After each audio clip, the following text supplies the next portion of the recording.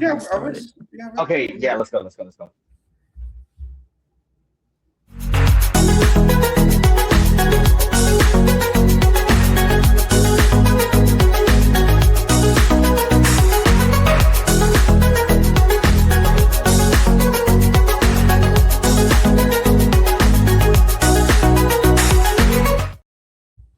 Hello, hello, hello, everyone, and welcome to the Cup TV, the Currently Unnamed Podcast, where we put the real and the tea in reality.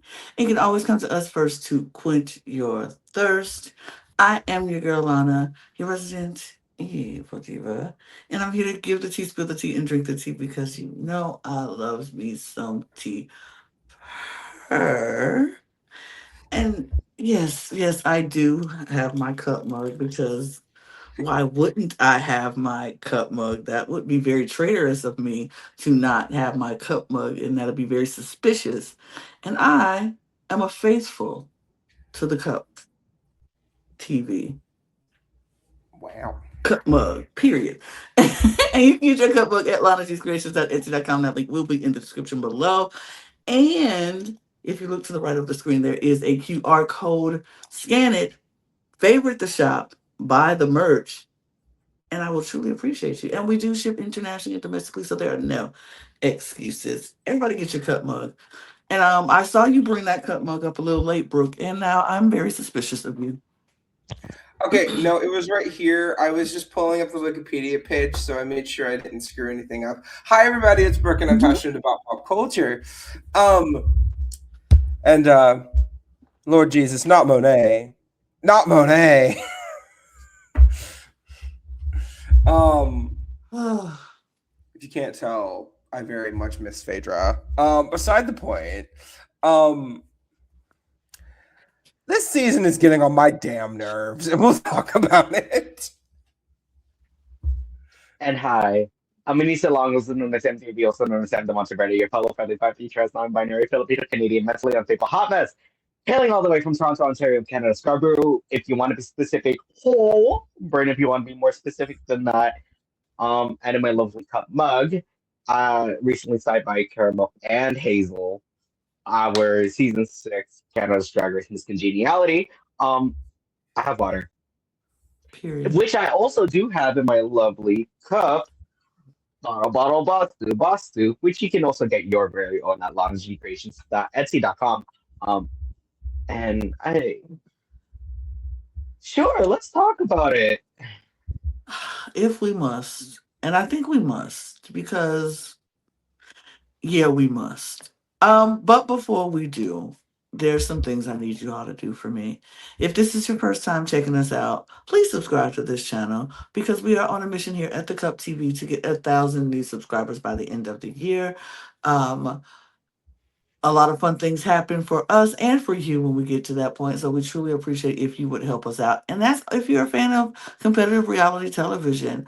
We cover that here on this channel. So follow us on this channel. If you're a fan of drag or drag race, we have another channel for you. You can follow us at the Cut Pod here on YouTube.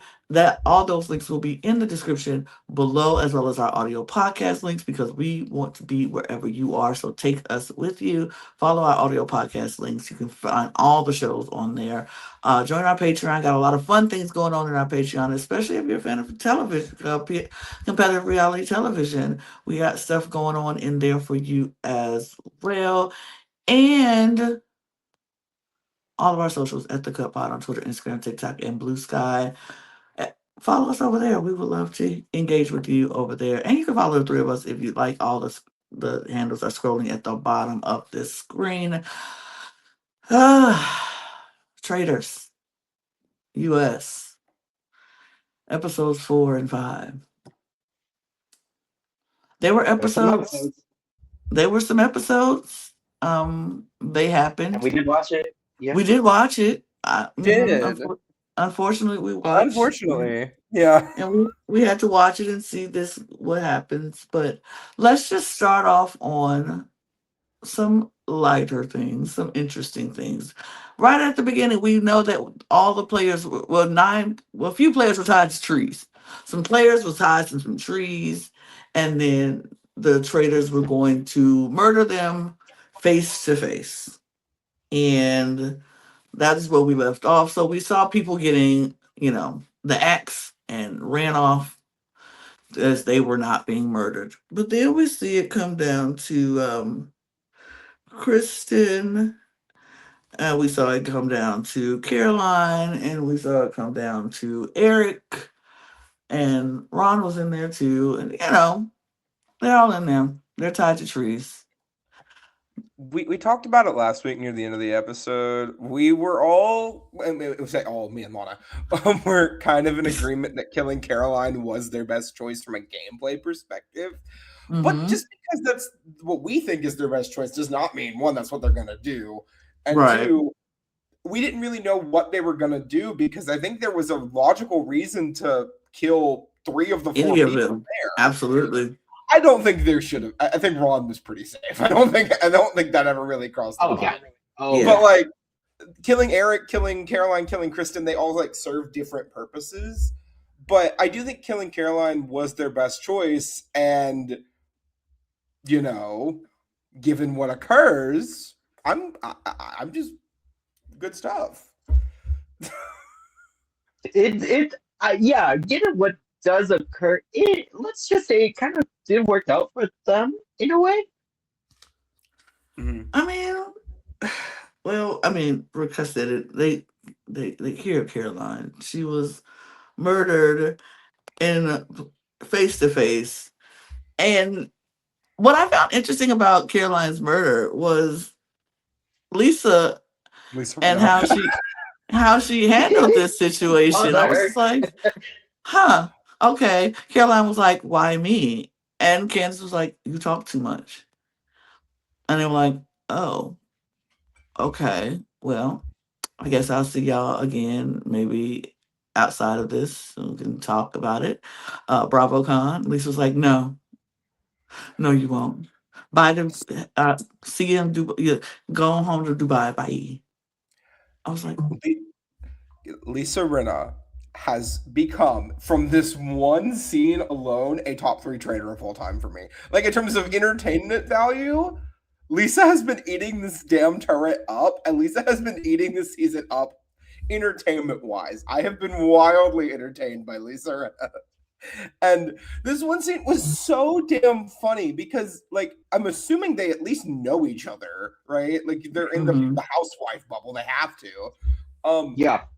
But Lisa going full, like, I'm going to just say supervillain here and just be like, no, you won't. You can go home He to says, Dubai. Bye-bye. Like, she ate. No crumbs. I feel bad for Caroline because I really don't think she did anything wrong. But, like, she didn't. But they needed a housewife to go.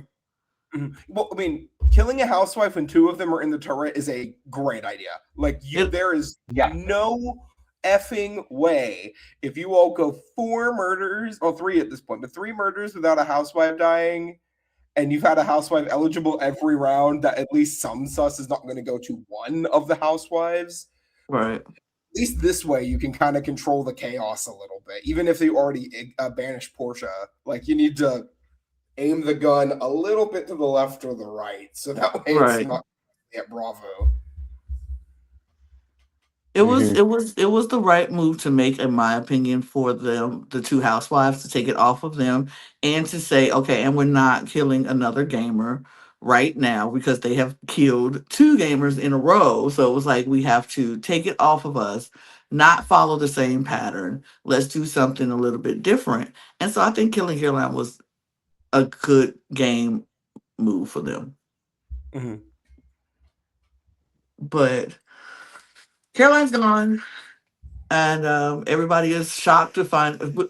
So breakfast happens. Let's talk about breakfast because everybody wants to know what happened. What was the thing? And they're like, if they can give us details, they should be able to. We know that they're telling the truth. They come in, and I think, who was first? I think Ron was first. Yeah, Ron And was so first. he comes in. It's kind of like a broad statement from Ron. Like, he doesn't go into like uber immaculate detail, but he like explains things rather okay, you know. Yeah. But everyone's still sus of him. I don't think he's gonna be able to shake that. I'm annoyed with everybody who's still sus of Ron. Me too. I'm frustrated with the sus of Ron because it's not a consistent sus of everybody in the same way. Because Ron did what he did on the first roundtable and got out Portia.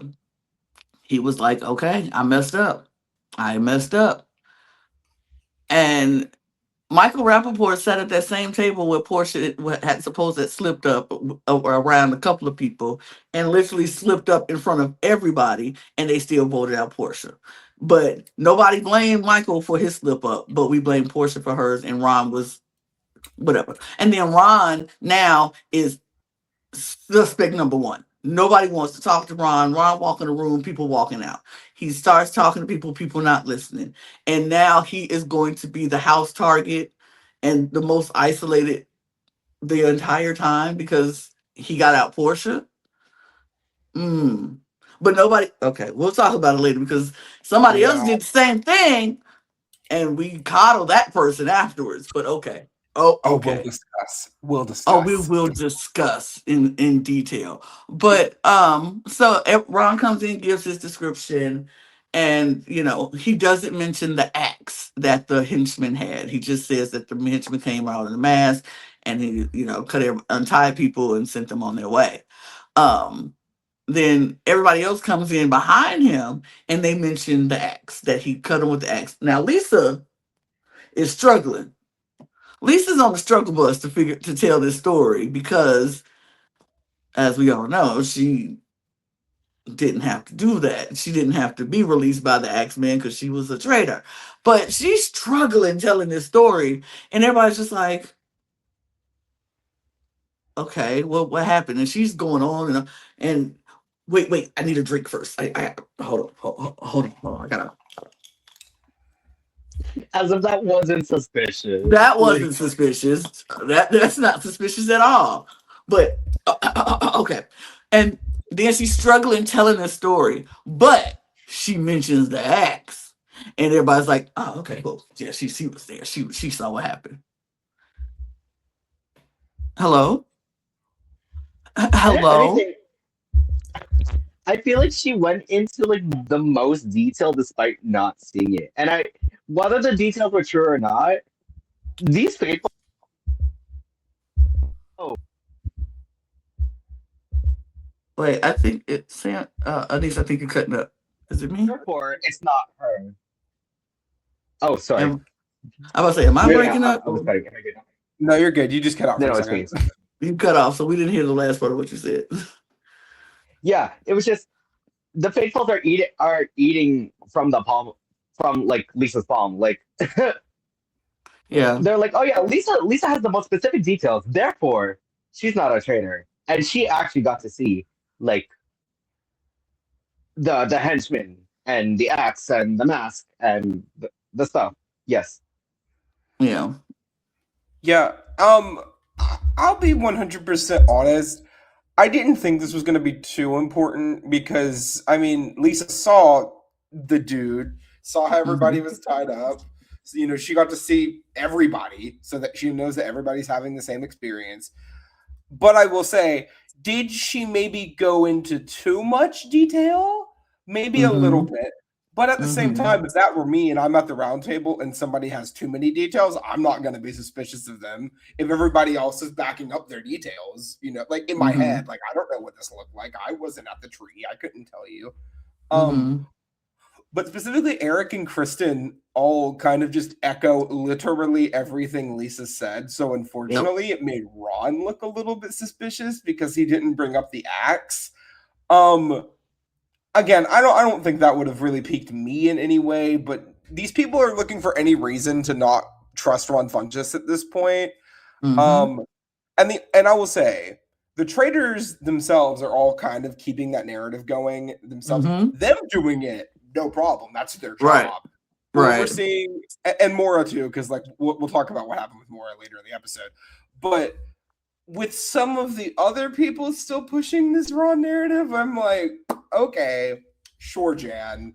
Right. Right. Yeah. Also, this is where we first start hearing about the breakfast salmon, where everyone apparently wants the salmon. The I'm only like, reason I'm bringing it up is because Mark Ballas posted a TikTok. I saw the TikTok. Yeah. It comes in I rooms saw like his- dancing inside the kitchen. It's like, when you're the first person to breakfast, which means you're getting salmon. It was like, they would love me because I'd be like, please take all the salmon. I don't want it. Like, no, thank you. I will have this lovely, bountiful amount of bacon that you all are leaving on the table. Right. Hello. Right. I'll take the bacon and the croissants, please. Y'all can have that salmon. I don't need it. But yeah, it was interesting to hear about the salmon. I saw the TikTok too. I was like, am I bringing up the salmon? But yeah, you brought it up, so that's fine. It's just dumb. No, and like if it was the only time it got mentioned was during this one little section of this, I Right. wouldn't bring it up. They bring it up like 4 different times in this Yeah. episode. They love that salmon, baby. That salmon must be fresh. Their salmon must be delicious. You know what's so funny? I'm like currently watching over UK season 1. They bring it up a bit too. They bring it up quite a bit in UK season 1. They love Well, that salmon too. maybe That the salmon looks salmon good, in actually. Scotland is so good that it's worth mentioning. It's worth talking about. Gotta be fresh from a lock. Like they Right. just gotta be like in a good spot. Right. I personally don't need That's a it. point. I personally don't need it, but okay, good for you guys. I'm glad you're enjoying the salmon on your little trip. Kudos for stealing. Okay, but so after everybody comes in, we see that Caroline is gone. Everybody's shocked, like, why Caroline? Oh my god, that's crazy. But we move. Like literally, they just move. It wasn't a whole lot of fanfare. We move because we have to get ready for the mission. Um, and it was interesting to see the little conversations that were going on before the mission. Colton decides he's going to rally some troops together because he has a big move that he wants to make, and he's ready to make this big move. So he pulls Rob, Mark, and one more person was there. Eric. And he was like, Eric, oh yeah, like I wanna do a big move. I want to do a big move. And they're like, okay, what's the big move? Tiffany. Tiffany's the big move. I want to do a big move. I want to do Tiffany. Tiffany's controlling. Tiffany's the ringleader. She said that she was laid out her plan that she wants to get out Ron, then Michael, and then who else? There was somebody else. It was Ron, and then Jam, and then Jam, then Michael. Yeah, Ron, Jam, Michael. And she wants to take them out, and she didn't say it like a plan. Like she said it like she just knew. And we got to take out Tiffany. So Tiffany has been on nobody's radar at this point. And so hearing that, everybody's like, what? Whoa. Oh, wow. Okay. He's like, and you want to do it tonight? I want to do it tonight. I want to do it tonight at the round table. I want to do it tonight. I'm like, oh, okay. Well, Colton want to take out Tiffany. We'll see how this works. I'm like, in my head, I'm like, this boy don't stand a chance. Because Tiffany's going to eat him alive. Like, what is he doing? But if he want to take that chance, do what you got to do. The unfortunate thing is that when the situation started, you had the entire castle hears about it in like 5 minutes. It seems like everybody's just immediately like, "Oh, we're doing Tiffany. Okay, cool. It's not me." And that's kind of become my biggest problem with Traitors is that a lot of the time it's just that her mentality. It's not my name, so I'll write anybody's name down thing. Mm-hmm. Like we can't all be Sandra. Okay. Right. I know some of us would love to be Sandra, me myself included. I would love to be Sandra, but we can't all be Sandra, I mean, some of us have to have a mind of our own. Quite literally. And Yep. a lot of this cast doesn't seem to. I'm just gonna say that. I will say this is also the first time we start getting a little bit of Kristen Kish in the edit, where Kristen starts talking about her suspicions and where her head's at. She's kind of barking up the wrong tree a little bit, and I will say she cleans it up in the next episode. But she starts by saying, "I'm just going to keep an eye out and see what I notice." And getting Kristen Kish in the edit, I will never complain about that. She's delightful. Big fan. Big fan of Kristen as well. Yeah, I would love to see more of Kristen. I think she's a smart person, and I want to see her use her brain for good on this series, because a lot of people are not. So, but like you said, it seemed like that traveled very fast about Tiffany, which I was like, what is going on with this edit? Or like, what is really happening right now?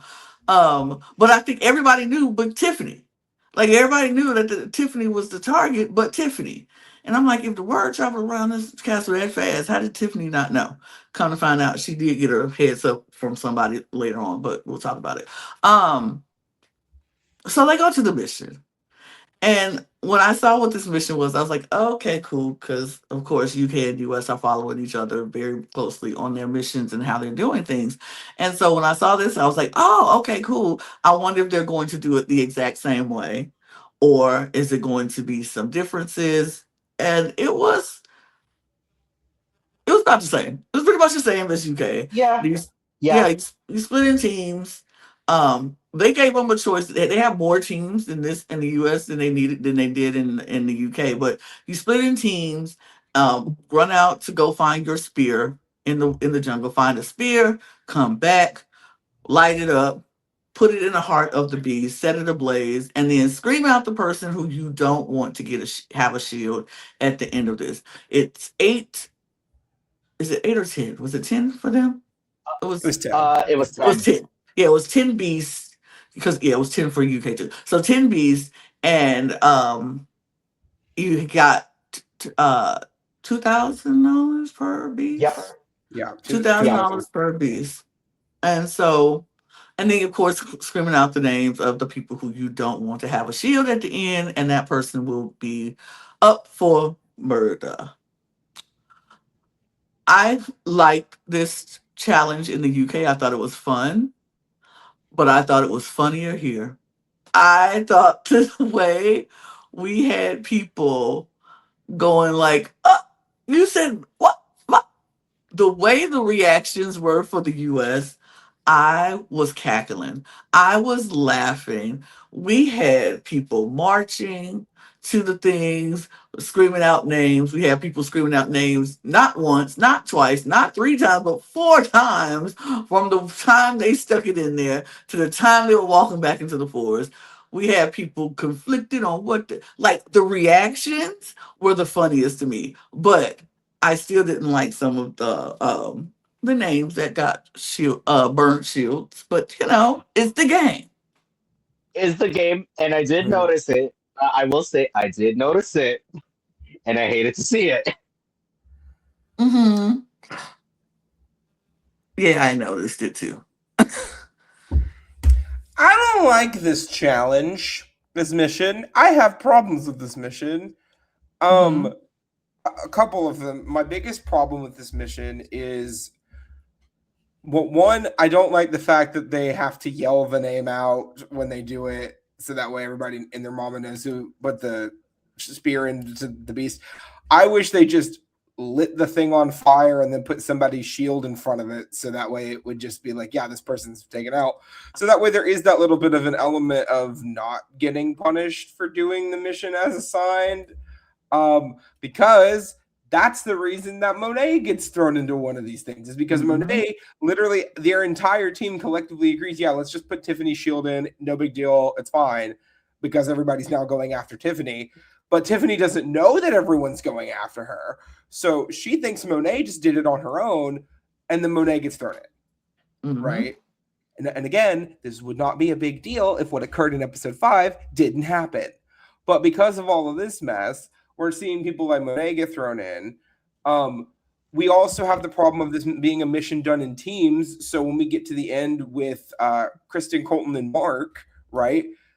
all 3 of them, none of their shields have been put up, and there's only like 6 or 7 people left. So you're suddenly having to have them choose between, I think it was Jam Jam and someone else. I don't remember who the other person was. Maybe Tara. No, Tara was already in. It was Jam Jam and somebody else. Dorinda.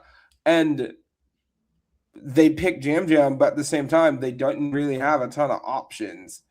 If they want to do this in the future, they should just make it individual and not have them be in teams. These things don't look super huge. They're not heavy. Like, just have one person. If you find it, run back, light it up, and you're good. You know what I mean? Like I feel like they're overcomplicating it for no reason. I mean, I feel like they could light up the shield on their way to lighting up the beast. Like, you light it up. You're like, okay, I go to the person, put it on fire, and then go put it in the beast. Like, it is what it is. But I can see that. Yeah. I could definitely see that. I think that could be a better way to do that game. But I still think the reactions was so funny. But what I did not understand, at the end, they win the mission. They get it. Everybody, all the things lit, so they can win all the money, $20,000 for the bank. Good on them. But then Jam Jam was the last person to get their shield taken away, and starts crying. And I was like, what are you crying about? Like, maybe it's me. Maybe I am that jaded girly. And I'm just like, because tears don't affect me like that. You start crying, that makes me want you gone more. I'm like, what the heck are you crying about? This is a game. What are you crying? You are not in trouble because you got so much heat on you. You are not in trouble.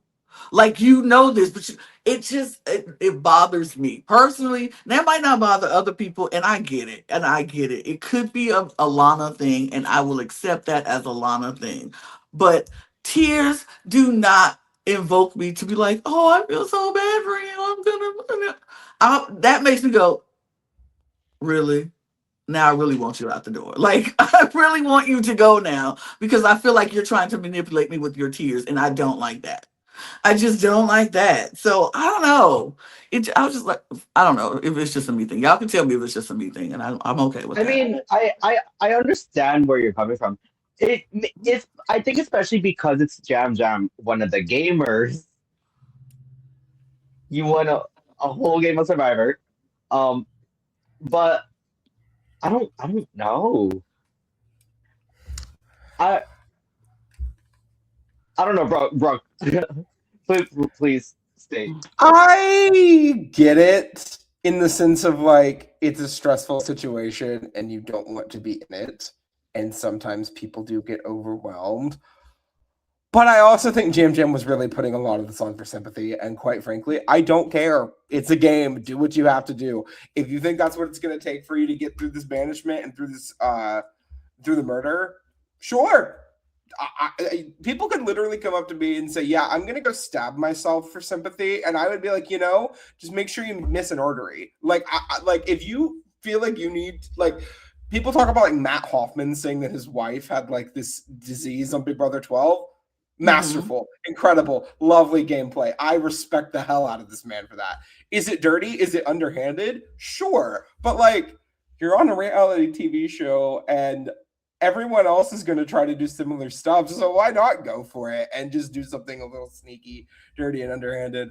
I'm not saying Jam Jam was like doing anything to that extent, but did it feel like the tears were a bit fake? Yeah. And that's cool. I mean, Danielle literally weaponized her crying last season, and it got her really damn far. So, like, facts. I mean, true. True. I mean, you're not wrong. That's very true. So I can. It just wouldn't affect me, though. I guess.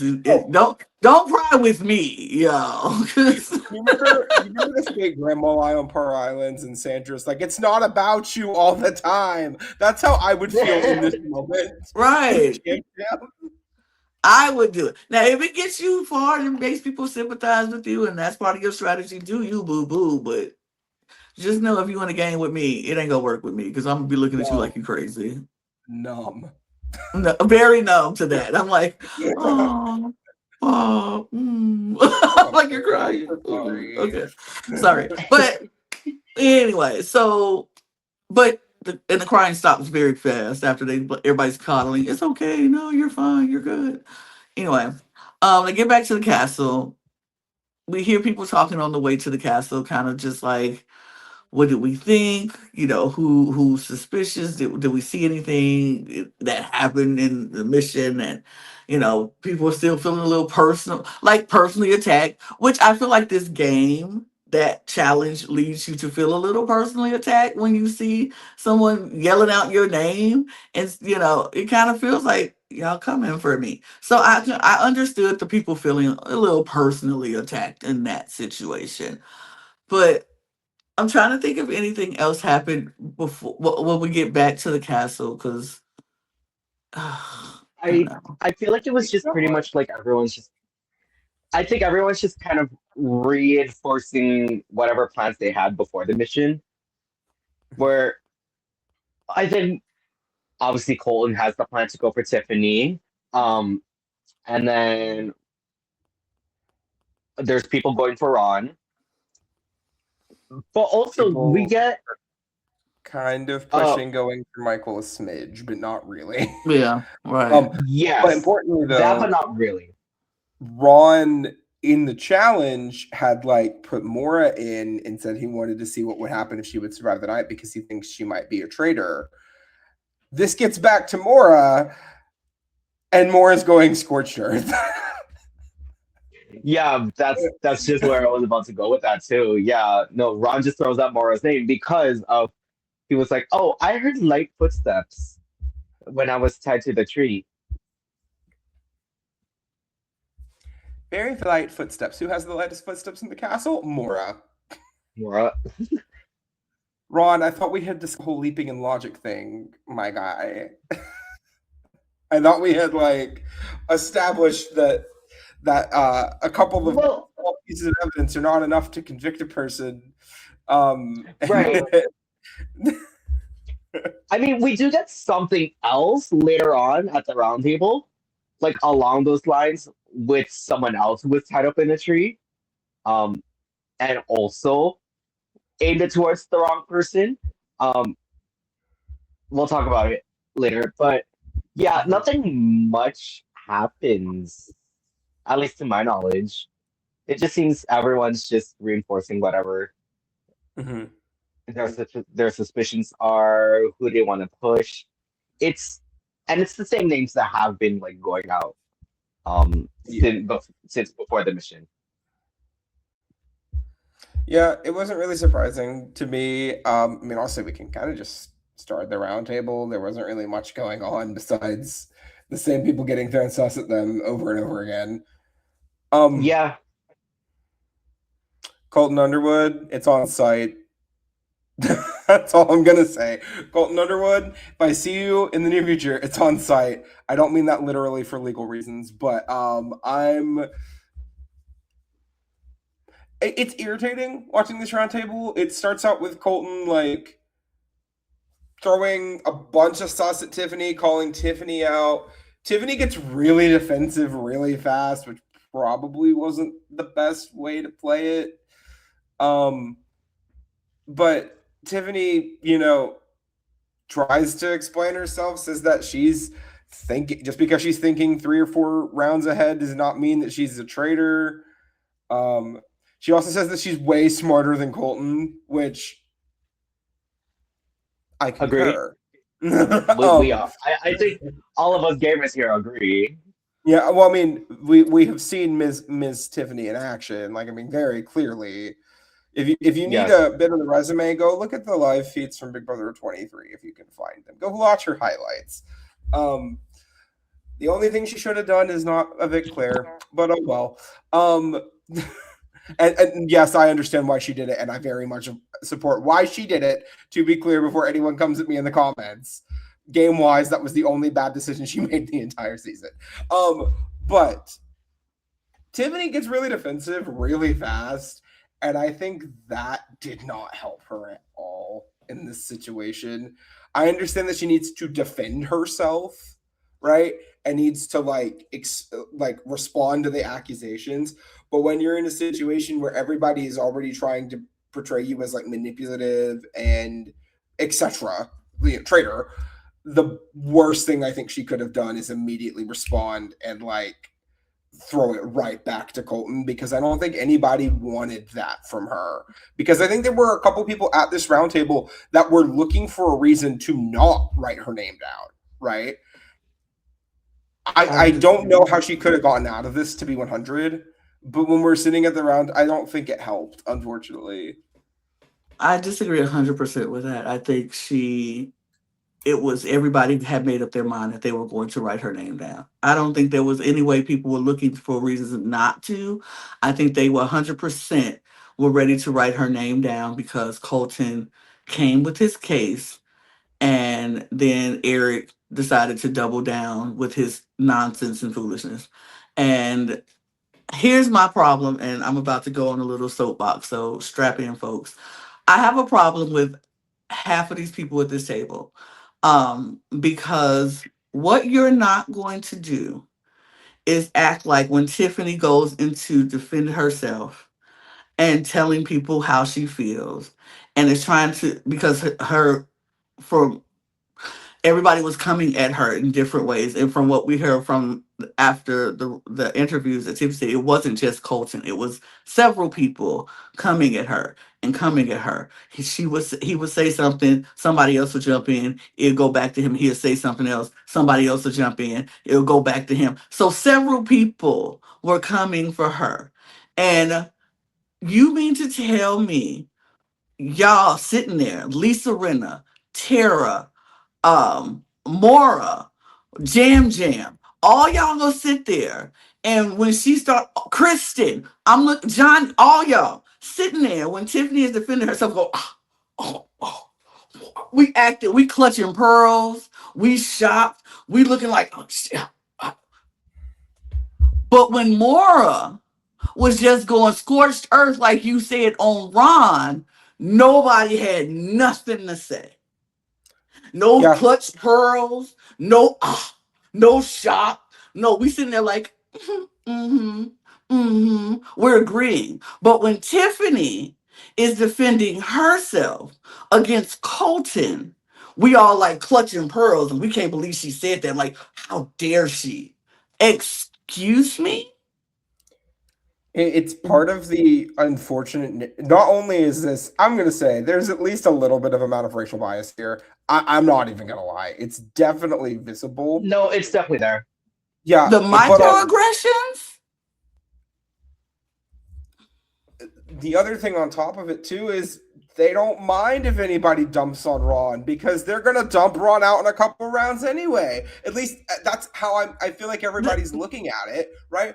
They kind of see, to borrow a quote from Christine from South Pacific, Ron is a temporary player. Okay? Like, that's just how they see Ron. Ron is here for however long Ron gets to stick around. They don't care. Ron's not going to do anything to anybody, at least in their mind. Like, his presence is now moot, right? He is, to the people left of this castle, he is a person occupying a seat, casting one vote at the round table, and maybe, if we're lucky, participating in murder in the turret, right? That's it, right? That he is not a threat to anyone here in their minds. So somebody dumping on Ron, they don't care. Why would I care? It's Ron. Working with Ron is not going to help me. Working with Ron is not going to be good for me as a player. So why would I try to protect Ron and throw my neck out to save someone else? Which I will again repeat has become one of my biggest recurring problems on the Traitors, which is herd mentality. One person pushes a name, everybody follows that one person, and either they're right and suddenly they are the God-sent faithful of all faithfuls who is going to, hunt down every traitor. Yeah, they're the traitor hunter. Or they're like Ron, and unfortunately, despite, I'll say, a decent amount of evidence against Portia, which I think was reasonable enough to at least have suspicion on her Yes. over, they are now public enemy number one. When I would like to remind you all that 9 other people wrote Portia's name down. Ron didn't do it on his own. But Every Ron single swayed me. Yeah, because you didn't give a fuck who went home. That's the thing. You all are literally in the mindset of, if it is not me, I don't care. And you know what? As a gamer, I respect that, but you also have to analyze why you think that and what you are doing to actively influence the game and make this situation very uncomfortable for Ron. Like, and we get, and I don't remember if it was at this round table or the next round table. I hate if I'm jumping ahead. Next one. The thing with Dorinda. Yep, next one. Like, we'll talk about that too. We'll talk about it. Here though, I feel bad for Ron. I feel bad for Tiffany, and I will say, Tiffany maybe went a little bit too loose lip before. No, she didn't. When she was talking to Colton about her thoughts and her theories. No, I think she did. I think she's talking about everyone she wants to banish for the next 3 round tables to a group of like 7 people. Yeah, that was a bit much for her, I think. Yes. And I think that was maybe a little, I don't want to say sloppy because I don't think that's the right word for it. She just went too hard, too fast with a group of people who weren't going to come meet her there at the gameplay level. Right. Yeah. But no, I can agree with that. Yeah, but when we're seeing this round table, I feel for her because, and a couple people do try to defend her, and a couple people, Candace, Queen. Queen. Yeah. The only one who actually really tried to defend her. Yeah. And I will say this about Eric. I know Eric is getting a pretty mixed reaction to everything from these 2 episodes. I'll just say this. Personally, I feel like Eric at least had a logical reason, and like maybe it was obviously it was misguided, but sometimes you just go with your gut. I feel for him here. I do a little bit, because after this, he like very clearly feels really damn bad about it. And he like the entire next episode, anytime we see Eric, is him just like hating what he did. So I at least give him that. Where when we look at Colton in the next episode, he is just as cocky and confident and throwing names out as ever. So I mean, here's what I say about Eric.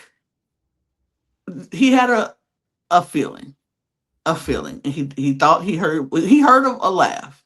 He heard a laugh. And honestly, he heard a laugh of a black woman. And he picked the wrong black woman, which is a problem right there. Because that's what I was thinking in that moment too. Sorry. Continue. Yeah.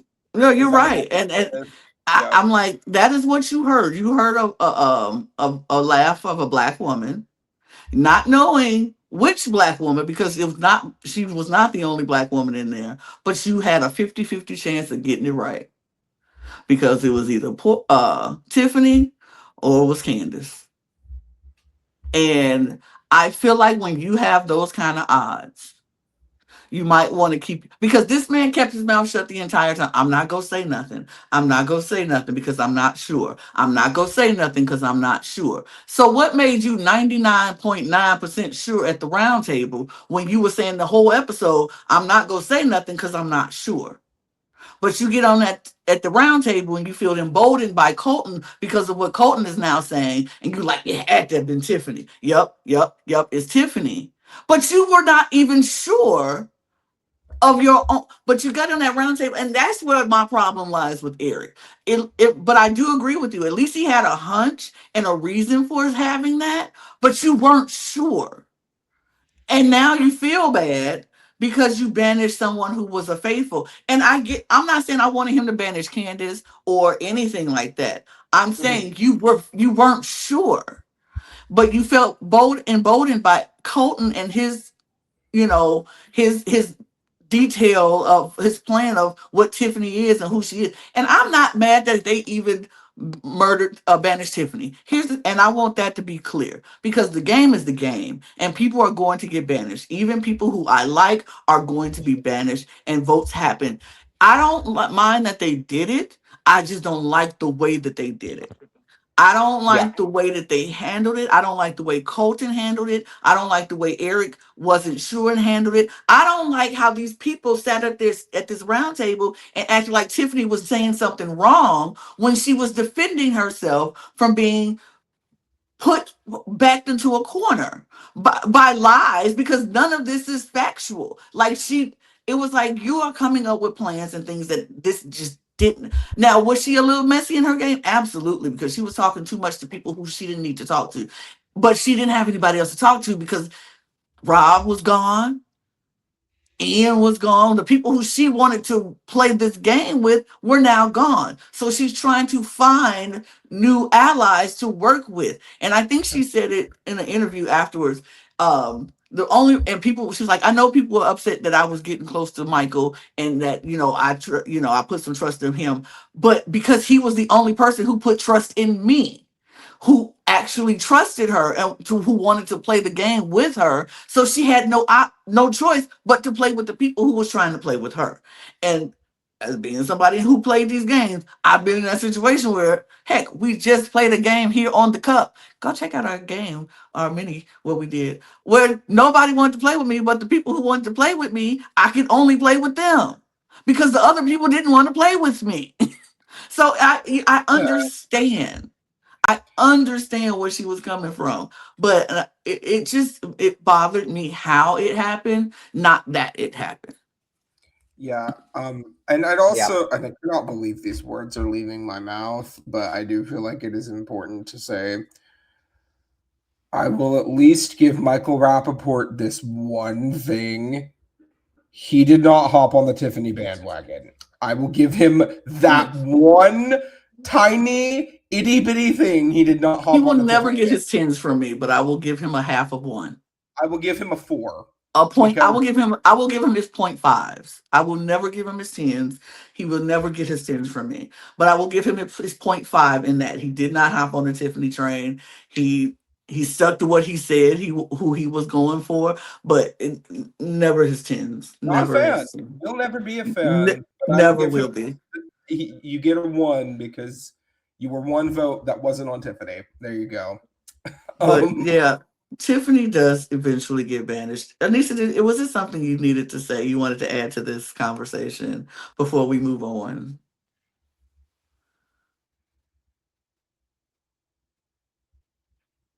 Oh, is this? Sorry. I'm asking you if there was something that you wanted to add to this conversation before we move on. Oh, yeah. I just feel. I think Brooke really said it.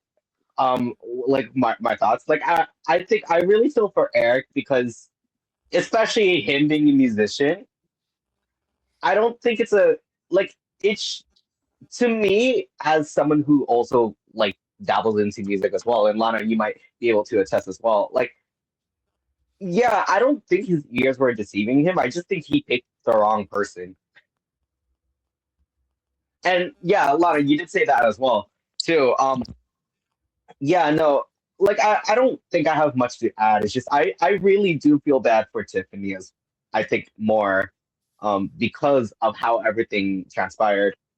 Um yeah. Yeah, That's really about it. There's nothing really much. yeah. But so Tiffany does reveal that she is a faithful and she has always been a faithful. And everybody's like, oh, Oh, oh, oh, oh my God. oh my And God, I had it.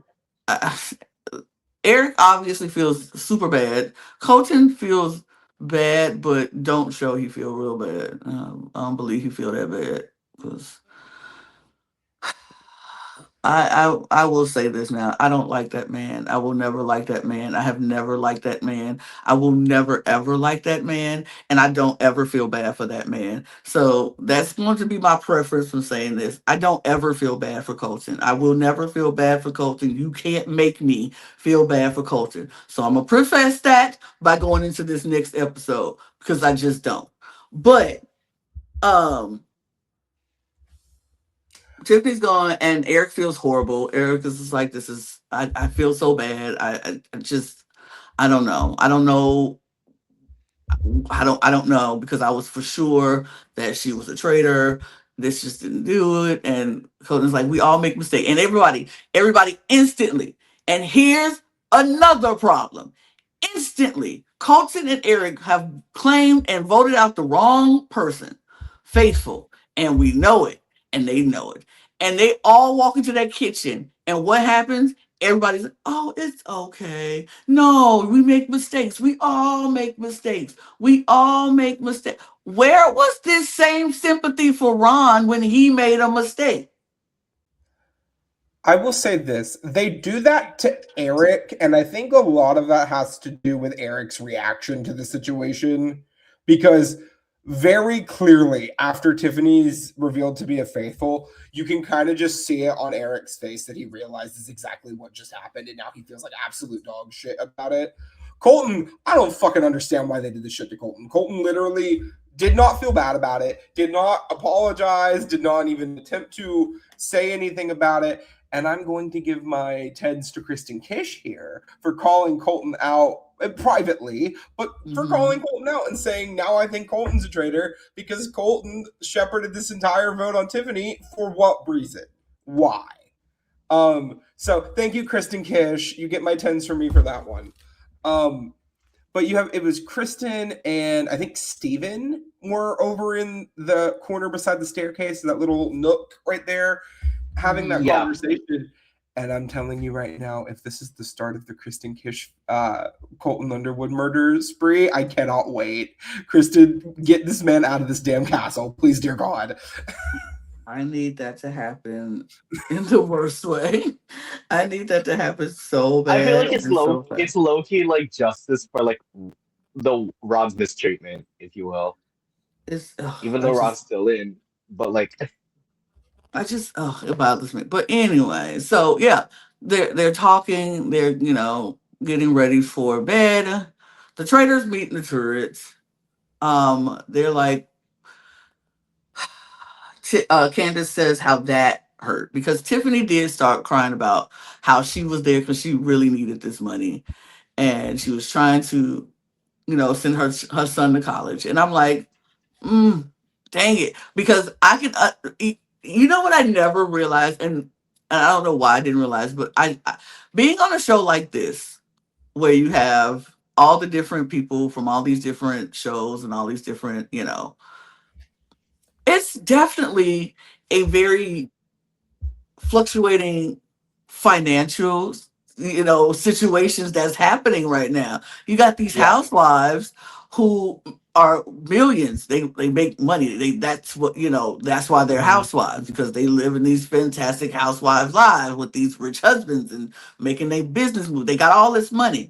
You got people like a Mark Ballas who has a good show on Dance with the Stars. He come back and he makes his money. You have people like Johnny Weir and Tara who works for NBC, works for the Winter Olympics. They make their money, and they have I think Johnny has a skating school where they still have money. And certain people have all this money, and then you have certain people who don't have this money. Like Tiffany has not hadn't won any money since Big Brother, but she makes money from appearances and things like that. But it's never like she still does her day job. She still has her day job, and so you have all these different people with different financials. And so I'm like, it has to be interesting and difficult to be on the show where people are coming in and Pradas and Louis and Chanel's and all these name brands, and I'm still trying to figure out how I'm gonna get my son through college, and these people, they vote you out because it's like, sorry. And she's kind of like, I really needed this money. Like, I really came on this show because of a need, not of a want or desire just to be on a TV show. This was, sure, I would like to be on TV, but I also really need this money. So I didn't think about that at the time, but interesting. It is something that I think has made the US version of the Traitors a little bit less interesting over time. Especially when you're comparing it to something like Civilian UK or Canada, where even Canada having that mix of people where a lot of them are just, I'm going to say civilians without having a better word for it, people who haven't done reality TV before.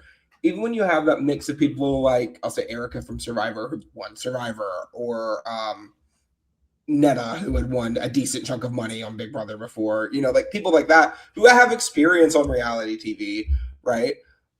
I mean, a lot of them aren't like the most super duper financially successful people. So everybody's wanting the money.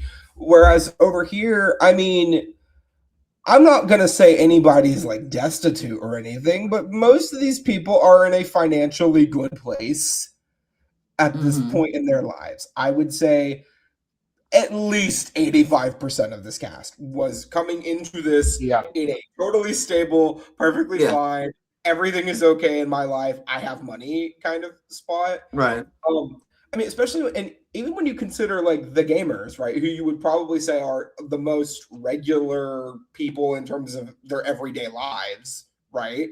I mean, Rob has one of the most successful podcasts on the internet. Right. Jam won Survivor. Natalie won Survivor. Right? Like they all had some amount of financial success, really, in terms of competing on reality TV, or Rob, I mean, having massive ass podcast. So like it does kind of make the money aspect of this a little less interesting to me. Right. Because what is another, I'll say, $80,000 to Lisa Rinna? Like, what is that Right. to her? Is that, Right. I mean, I'm not going to put money in words in Lisa's mouth here, right? Is $80,000 a good drop in the bucket for Lisa Rinna? Right. That's just kind of the way I look at it. Right. Agreed. But they go to the tour. Candace is a little upset because, well, she's just like, that one hurt. And she didn't vote for Tiffany. And so it's kind of just like, but we got to murder another day. So now they have to think about who they're going to murder. And it comes down to Monet, Mora, and Steven. Yeah. Which Sure. Like, makes sense. I was really no shade because I like her a lot. I was kind of hoping it would kill Mora because I kind of just want them to put Ron out of his misery at this point. Like, as much as I love him, no one wants to play this game with him, and the longer he is in the castle, you can tell the more it is affecting him. Like, he doesn't want to be here anymore, and he's made that clear. Like, there are just days where he doesn't have the energy he doesn't have his off time, right? And everyone is just so dismissive of him that, like, it kind of reminds me of the very beginning of Big Brother 24 when I was kind of like, yeah, can we just evict Taylor and get it over with? Like, can we just move on? Like, as much as I don't want him gone, because he has actually been one of my favorite people on this cast, I kind of want them to just end it already and move on. I mean, he said it himself in this episode, either evict me or just let me go. Like, seriously, if that's how y'all feeling, it's crazy. Yeah, and the Steven thing was kind of interesting to me personally because we haven't really gotten a ton of Steven on this season. He's kind of just been there in the background, lingering. I feel like him and Johnny have been like purple, truly. I don't know if I'd fully agree with Johnny after episode 3 because I think he's kind of slowly working his way into the edit. Steven has just like barely been here. He is occupying space at the Roundtable and contributing in missions, and that is about it. Did we get a Steven confessional in these 2 episodes? I don't remember one if we did. Like, the most visible I remember him being was being one of the boat captains on the first mission, and then other than that, he's kind of just been here. Right. I would agree with you. Just like I don't know what else I don't know what else he has done or has shown. But I think Steven was a choice. I would have been like, nobody will miss Steven if he's gone.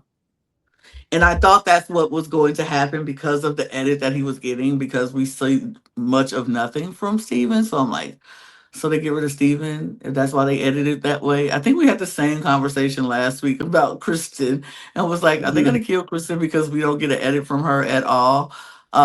So maybe since that didn't happen and Kristen started getting an edit, maybe now Steven will start getting an edit now because they didn't kill Steven.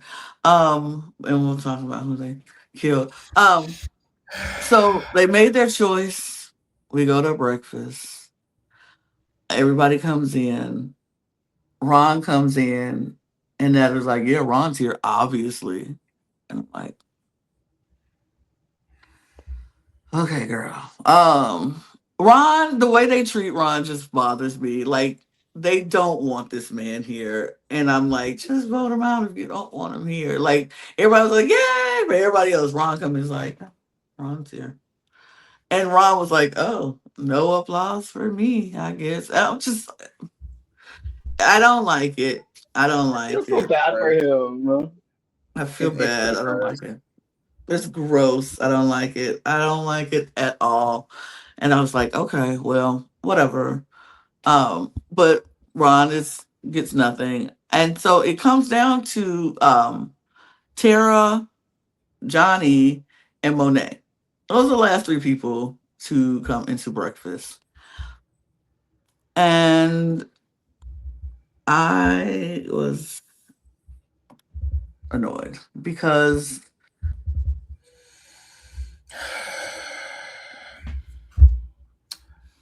I'm pissed. I just I this understand, but I don't angers the like it. fuck out of me. No, I don't get I it. don't even I think understand. this is a terrible move. This is the This first is time this horrible. season I've looked at the Traitors and been like, this is a bad move. I think this is actively a bad decision. Because Monet says to Candace during the startup of the last mission when they're picking teams, she's like, I don't know, I don't really trust Lisa, right? All she says, nothing crazy. Doesn't say, I think Lisa's a traitor, any of that. She says, I don't really trust Lisa. And that's enough for Monet to get murdered.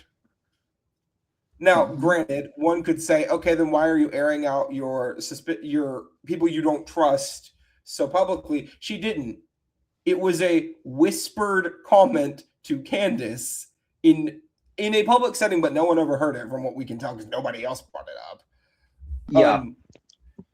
Monet actively, and if the reasoning was Monet has been keeping a level head at the roundtable and has been like following a really good train of logic with their votes, and like clearly is in a good spot as a faithful, and we should get Monet out before they come after one of us, that would be one thing. But it was quite literally, Monet said my name, and I don't want Monet here. So bye, Monet. And I'm like, I'm just going to go ahead and say again, it's speaking to some biases that are coming through this castle this season. Specifically, I want to comment on the fact that this is the highest number of queer contestants we've had on the Traitors, right? Mm-hmm. But yet the most openly faced queer person in terms of literally Monet is a drag queen. I don't think it can get much more queer than that, to be honest, is the person who gets bit in the face first. It's also demoralizing because we've had 3 black drag queens from RuPaul's Drag Race back to back to back go out before the halfway point in the season. Now, granted, Bob and Peppermint both, Peppermint specifically, kind of sunk her own ship a little bit. And Bob just got shot by Boston Rob, so I can't say too much there. But I don't know what else Monet could have done in this situation. I don't think Monet did a damn thing wrong. I think Monet played a really good, faithful game. Probably one of the better faithful games on this cast. So, like, to this point at least. So, I'm just pissed. I think this is, for Lisa and Candace and Rob, I don't think it's going to hurt their games. But I think they could have actively made other moves that would have been better for their games.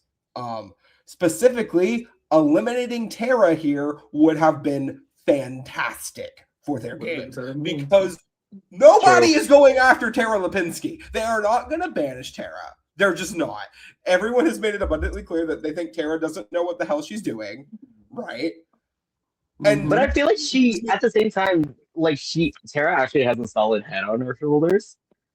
she does, but the perception is that she doesn't, right? So when the perception is that no, I know, Tara but yes. doesn't know what she's doing, why would we banish her? So you can murder Tara, take her out of the equation, and then you take out somebody who's not going to get banished, which should be priority number one when you're murdering in the turret, is somebody they're not going to banish, right?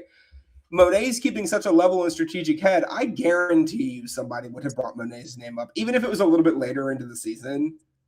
I think, and also if Monet pushes Lisa's name, which to be clear, Monet has not done yet, like why are we? Ugh, God, I'm fucking pissed. This pisses me off. Yeah. Let's keep it moving. But also, So, like, okay, I'm just gonna play devil's advocate and just for this one like point, because I just want to see what both of you would say about it. But like, who's to say Monet's not gonna say that to other people aside from Candace? Because obviously Candace was the only one they told. I just feel like it's like, oh, I think Monet probably picked the wrong person to say that to. she did, and that was what it was. It really came down to just Monet picking the wrong person to trust. But I don't think Candace should have said it right away. I think Candace probably should have held that information a little bit longer because I don't know if Monet would have gone for Lisa right now. But I don't know. But we after breakfast, Monet's gone, everybody's shocked. They have to go to their next mission. People are still a little like Kristen is still on the Colton train about this. She's like, I just don't know. It's something about it. I'm not sure. But she doesn't really want to say too much. And Michael is like, well, that happened after the mission, so let's go to the mission because honestly, it's the fountain mission. The fountain of just trying to find these cherub coins, going out to grab the statues, bring them back. Their shields in some of these statues, or at the statues, so you can decide if you're going to get the shield or not. Y'all talk through this mission because I don't care about this. So I like the twist of the whole like, oh, at the base of the statue there's a shield, but it's gonna come at an expense, even if one person just takes it. I don't know. Watching this adjacent to the way the UK did this challenge, I think I prefer the UK a bit more because it was a lot more simplistic of like, oh, if you take a shield, you lose the money. You lose £1,000.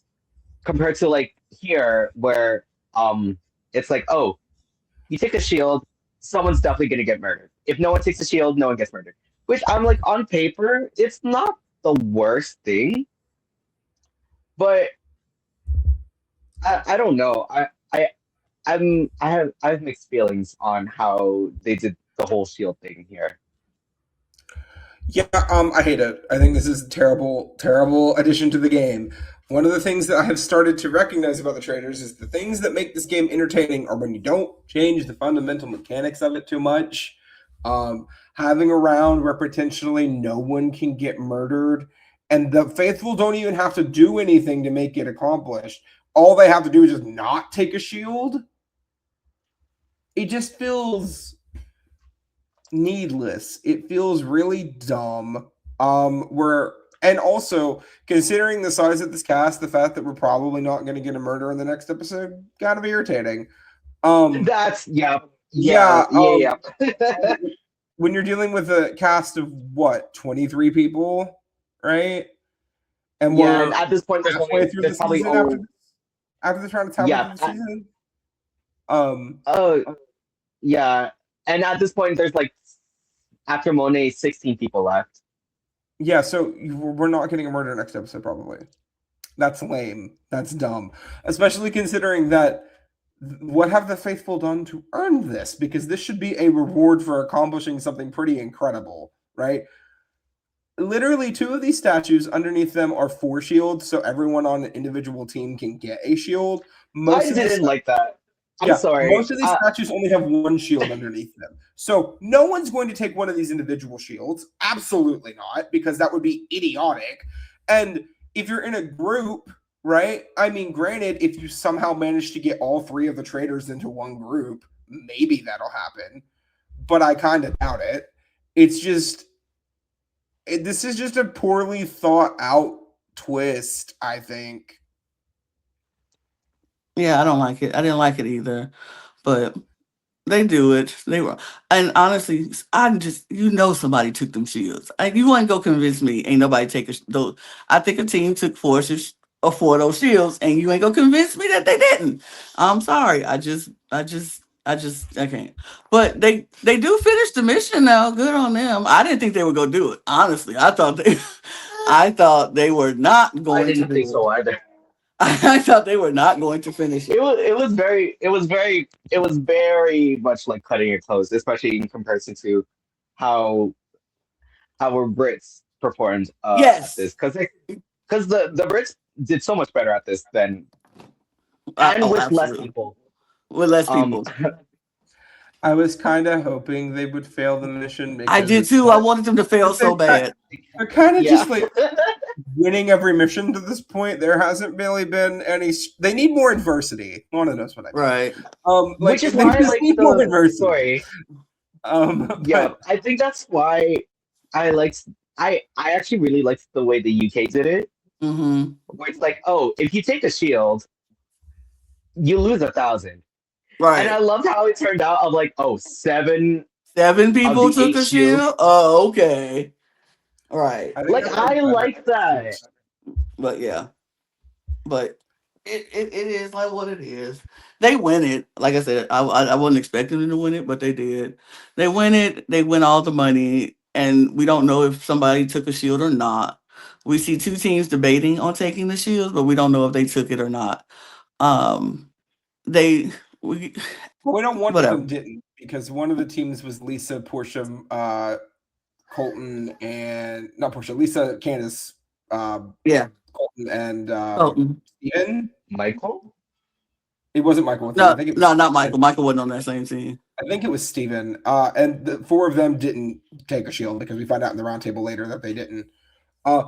The other team of 4, I don't remember who all was in it, but I remember Johnny was one of the people in it. So I couldn't tell you everyone who was on the team. I just remember Johnny Weir was one of them. I believe Rob was on that team, though. No, Rob was on the other team. Okay.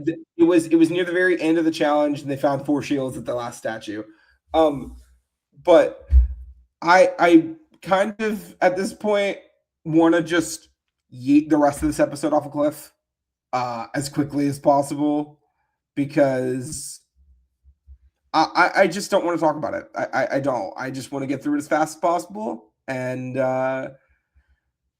maybe they took the shields, maybe they didn't. We will not know until next Thursday. But when we're talking about this roundtable and what occurs, I kind of just want to get it over with, because we have to talk about it, but I don't really want to. Yeah, let's just talk about. Let's go to the roundtable, because I really need to get this done and over with. And out of my system. It doesn't seem like much happens beforehand anyway. So I have to get it out of my system now. Colton throws up Michael's name. Yeah. What were you saying, Lana? Sorry. Yeah, I was agreeing with you. Yes, Colton throws out Michael's name. Colton throws up Michael's name. Michael has a big blow up. They have a big argument before the roundtable. That's all you miss before the roundtable. Nothing else of note happens. And then Ron throws out Michael and Dorinda. Yeah. Okay. Oh yeah, Ron suggested maybe it's Dorinda. Okay, cool. So we go to the roundtable, and Colton does what Colton did literally the last roundtable. Only instead of Tiffany, he's aiming at Michael now. Mm-hmm. Michael, I'm going to say, until he said a certain comment, I think responded to it relatively well, even if he was being melodramatic and stupid as usual.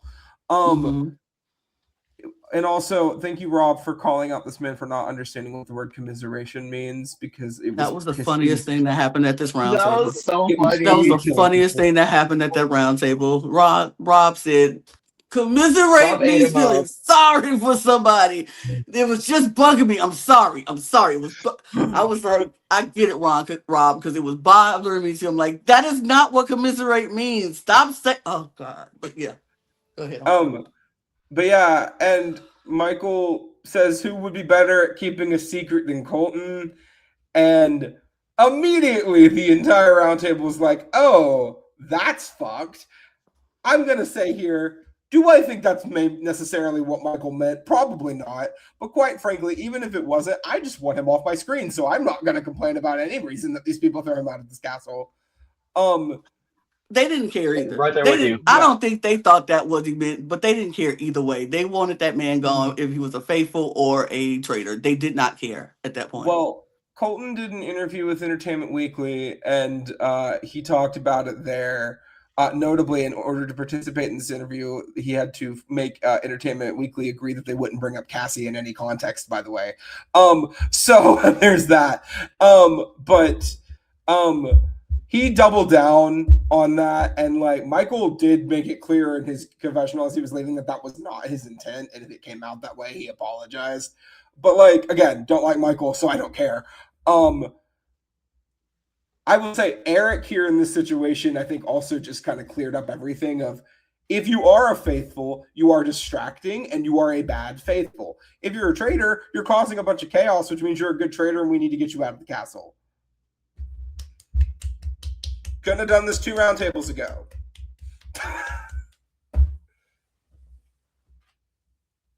Lana, you're muted. I know. I was. I don't think that's what Michael meant. I don't think he was talking about his, Colton sexuality. But here's the thing: when you're a performative gay, like Colton is, of course you're going to make it be performative. And I said what I said, and I will not take it back because Colton is a performative. He is a performative gay. And y'all know I have no problem. I love all my gay folks, my gay friends. I have plenty of them, and I love all of them. But when you are a performative gay, you should be called out on being a performative gay, and that is what Colton is.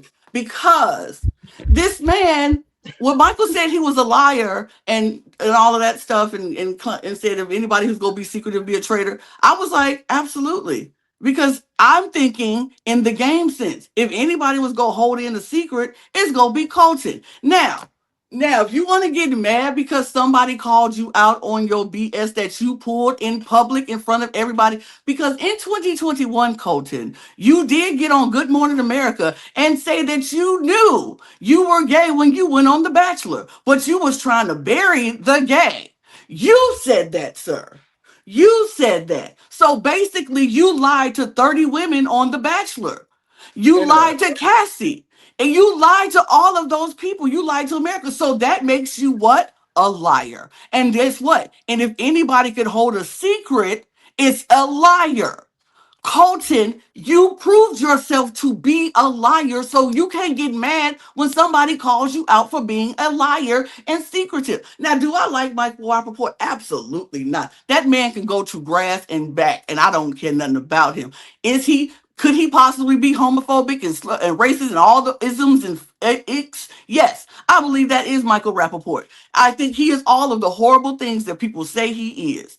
But was he wrong for calling out a liar? No, because Colton is a liar. He is a performative gay. He made this whole thing about coming on the Traitors about being gay. Every comment he made, oh, I'm a bad, I'm just a gay. Oh, I'm just a gay. How many times have he said I'm just a gay in 5 episodes? More than 20 times. He's just a gay. Bro, we get it. You're gay. I got it. We understand it. You don't have to continue to do it. Who are you trying to convince? Because you are sure as heck ain't trying to convince us because we don't care. So you're trying to convince yourself. You, sir, made yourself out to be a liar, being performative. And in 2021, you said it. So you can't get mad when people call you out for being a liar when you're a liar. to add on top of that too, I'm not even gonna say that him being in the closet when he went on The Bachelor is him being a liar. There's a lot of nuance in the closet that I don't really feel like we have the time to get into today. I think he needs to be called out for being a liar for this man literally faking text messages from a stalker so that way he could cover himself for stalking his ex-fiance. I want to be clear, that is what makes this man a liar. That too makes him a liar. Yeah, that specifically. Talking about the closet and all that stuff, is he a performative gay? Absolutely. Talking about the closet, there's a lot of things that go into someone choosing to stay in the closet. I'm not going to go into that and say that does or does not make him a liar. What I will say is you faking text messages from a fake stalker so that way you can stalk your ex. Mind-boggling. I don't understand one, how this man did not go to jail for that. Two, I don't understand why we chose to platform him. Like we talked, everybody was pissed about Michael getting on the season, and I think that covered up a lot of the people being pissed about Colton being on the season. Mm-hmm. Why the fuck is Colton here?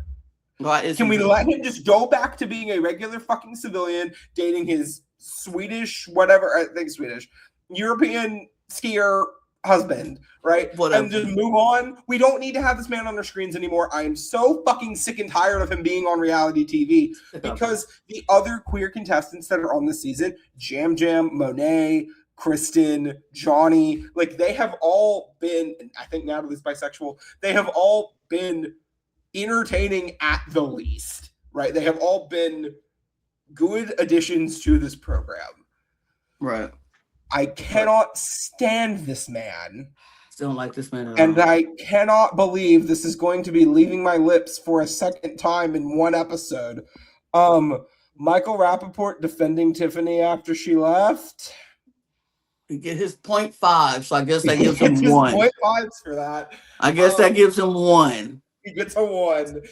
I want to give you a 0, but unfortunately that is not possible. I can't, so I got to give you a 1. 1.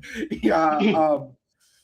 But I will say, I think this is kind of just the entire castle being like, okay, enough of this bullshit. Can we just get this man the fuck out of here? And, which they could have did 2 episodes ago. I cannot. Or even the second episode. You could have did it the first roundtable. Right. It did not need to. Or you tried, but because then maybe it would have given Portia enough time for people to realize that Portia just misspeaks sometimes. It isn't right. Like, oh my god. I will say the only fun piece of evidence that came into this was Colton saying that 3 of the 4 people who had written down Michael's name had went home, which I will say, okay, good point. Not a bad piece of logic. Sure. Especially if you don't really know who the traitors are. That is a good reason to probably vote somebody out. Mm-hmm. And even, especially considering the 4th person was Jam Jam, and Jam Jam has been like publicly feuding with Michael. So, sure, right. Again, sure. But I just kind of wanted this roundtable to end the moment it started. And no matter the outcome here, if it was Michael, if it was Colton, even if it was Ron, because I just don't want Ron to have to go through this bullshit anymore, I was going to be happy with the outcome. So, sure. Yeah. Can we talk about the Ron and the Dorinda of it all in this situation too? Because Ron was like, and here's my thing. I don't mind that Ron is not like trying to be very social and he doesn't want to talk about everything in his family. And I understood his reasoning. He was like, because getting personal with people clouds judgment because you start to like people so you don't think they're a traitor because you like them. And he don't want to cloud judgment. But sir, this is a social strategy game. You have to be social. And I don't think him going off on Dorinda, like, I don't need to know you don't need to know about my effing family, and I don't think that was necessary. But I understand I think Ron is just fed up. Ron is just fed up with being he is just tired of being tired. And these people are not making it fun for him anymore. But he don't want to quit because he don't want to be that person that quits the show. He wants to see it through. But it's just not fun for him anymore. And I think that was an episode of him being just fed up with being fed up. And so him going off on Dorinda was him being fed up. But I don't think it was necessary. I really wish he didn't do that. But I don't know. It's I get how hard it is to bottle that in now. And I'm really sad that he kind of lets that out on Dorinda. Yeah. He ate and left no crumbs. He I'm did, so though. sorry. No, He like did eat, though. I've seen people online be like, "Oh my god, can you believe it?" No, fuck these people. No. Ron is totally in All the of right them. in this situation because it's not like he hasn't tried to talk to people, and people But keep people boxing leave him out rooms. of conversation. What That is is Ron true. supposed to do? Why you haven't talked to me about my family? Well, Dorinda, will you speak to me first? Like, But she's like, but I put in the effort. People saw me trying to put in the effort. No, you said they want to have small talk. That man don't want to have small talk with you. that man doesn't want to have small talk with any of you because he doesn't like any of you because you've all been ostracizing him the entire fucking season. Of course he doesn't Right. want to know about your damn family. Why would that matter to him? You all have treated Right. this man like shit for 4 fucking episodes now. Why Right. is he supposed to care?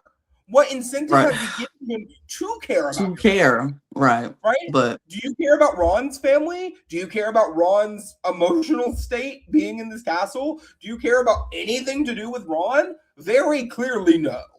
So, right. like, I feel no, like, as much as I like Dorinda, and I do like a lot of the people in this cast still, Ron does not owe a damn thing to any of these people, and I'm happy he finally said No, something he about don't. He don't owe them Fuck nothing. yeah. Ron, you Pay him ate. dust. Pay him dust, Ron, Ron. you You know what? ate. I changed my mind. Pay him dust, Ron. I changed my mind. Brooke, you convinced me. Pay him dust, Ron. You owe them nothing because they didn't give you nothing. But Michael was banished. Great. I'm glad he's gone. Yay. I'm happy he's Ding gone dong. because honestly, he was a distraction. One down, And one to go. one down, one to go. We need to One get the down, one to next one go. out. Yes. We need to get the next one up out of here because Oh, we banished the honestly, Cup TV. How sad. sometimes the Cup TV has to go, and it was his time. It was his time. But really quickly, let's get into because this, well, the turret happens. They go to the turret. I don't even know what they go do. I don't even know what they go do. They're gonna try to murder Colton. He's gonna have a shield because nobody took a shield in this damn mission, and that's just But where we're gonna be. but I It's thought going you to said be Colton didn't have a shield because he was with Lisa and them, right? Colton didn't have a shield, but if nobody took a shield, everyone has a shield, so they can't even murder to begin with. The only hope they have is that someone in that group of four that group of four that wasn't Lisa and Colton and Candace's group took a shield. If they did, if all 4 of them took a shield, Colton is gonna die, and the world and the Traitors game will be better off for it. If he didn't, so. they're gonna try to murder Colton, and he's gonna have a shield, and then we're just gonna be exactly where we're at come breakfast on episode 6. So I don't know. Well, I'd like to say. Oh, sorry. Go ahead. Oh, I was gonna say. I think I have some belief in Kristen that she can. Yes, Mother Kish. I have belief in her that she can pull off what she's cooking. Okay. I hope she does. I think people need to let her cook. Let her cook. Let's just see what happens. I will be happy with that. Aneesa. That was a great pun, Aneesa. Good job. But as of right now, in the draft, Jack is the only person with a full team. Brooke has finally lost their first person, with me losing 2 more people in these 2 episodes. I am down with Rob in a dream. Okay, but yeah, I can that's still a win. good dream to have. That's a good dream to hold on to. I'm not mad at the dream. Rob as a dream. I will hold on to Rob in my dream, and I will say I'm happy because I wanted Rob in the first place. So I was the only one who wanted Rob. So me grabbing Rob and him doing this good, I'll take Rob in a dream. But see, this is what happens when you stick to your people and you try to pick the black people, and we have biases. But yeah, I'm down to Rob in a dream. Ian, he was black. I gave him a black card for this one. He got a black card. Period. Leave him alone. Ian got a temporary black card. Now it's taken away. Now he can't use it no more. But it was temporary. He had one for my team. But yeah, Jack is the full team. Logan is Brooke is next with just losing 1. Logan has lost 2. Mike has lost 2. 3. Yeah, 3. Mike has lost 3, and yeah, I'm lost. Okay. 4. But yeah, that's the draft. That's the draft. I don't know what's gonna happen. I hope, as what y'all said, we'll let Kristen cook and see if she do what she do, because I kind of really want to see that. But we'll be back next week to talk about it all, because that's what we do. Hopefully it'll get better from there, because right now this boot order is trash. This Gosh. boot order Hey, is we trash. are improving after this banishment. We have at least spiked up in an A little upward bit. trend following this banishment. We Let's keep have it going. keep it Let's going. keep it going, Colton please. go home at breakfast. Send Colton home at breakfast, and then at that point, you have officially fixed this boot order for me. I don't care who goes home next. Okay, that's not true. Don't say That's that. not true. Some people, I kind of want people to go home next, There's but people I'd like to keep in the game. Send home Ron so he doesn't have to deal with your bullshit anymore, please. But I'm okay. Team Traitors over here. To be clear, when Taylor ended up staying in the game in Big Brother, she ended up winning. So maybe if you don't banish Ron, maybe there's a chance. Maybe there's a chance. You know, maybe. I won't count him out. And become a traitor angel. You never know. Who knows? But whatever happens, we'll be back here talking about it. We appreciate you joining us. Follow us on this channel if you haven't already done so. Follow us on this channel and our other channel. All the links will be in the description below, as well as our audio podcast links, our Patreon, all of our socials at The Cup Pod on Twitter, Instagram, TikTok, and Blue Sky. And you can follow the three of us if you'd like. Let us know in the comments what you think about Traitors. I know I felt very rushed right now because I really do have to go. But I just really have to go. And I don't want to talk about him anymore. I'm sick of this. These 2 episodes killed my spirit a little bit. It killed my spirit a little bit. Let's just be honest. But we will be back next week. Hopefully my spirit will be lifted, and we'll talk more in detail next week. And until then, get your cup mug at lanagcreations.etsy.com and all of our other merch. And we're going to get out of here because we got more stuff to do. Y'all watch our next video, and cheers. We'll see y'all. Bye. Cheers. Bye.